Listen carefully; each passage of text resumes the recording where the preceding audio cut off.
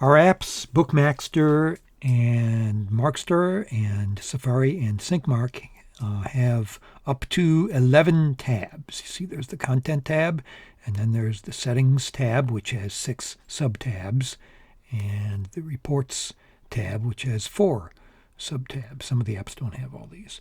But these are all of different size. Some of them, such as this Reports Verify tab, is of fixed size. It is always of the same size. Some of them size dynamically with the content, like if I added more clients here, this tab would get taller. And some of them are user sizable. Now, most importantly, the Content tab, which is the one you look at most of the time, is user sizable. That means you can grab the corner of the window. Actually, you can grab any edge in recent versions of macOS and make it bigger or smaller.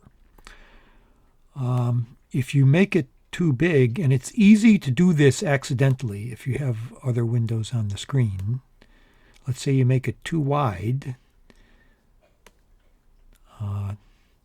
then it appears that you cannot make it narrower because you cannot reach the edges anymore.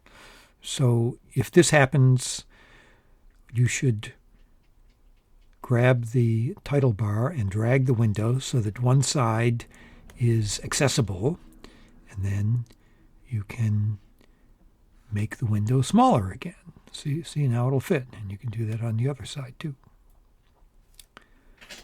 Also, if you close, even if this document window is too wide, and you close the document window here by pushing the close button and then reopen it, when it reopens, it will expand only to the width of the screen.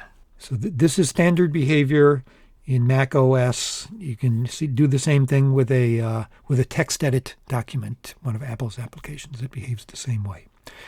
And while we're in here, let me mention one more thing.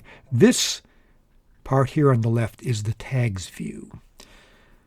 Most people don't use tags nowadays. There was a time when it looked like tags were going to be a thing, but now they're not. So if you don't have any tags in this tags view, you can slide this over to the left and give yourself some more space for other stuff.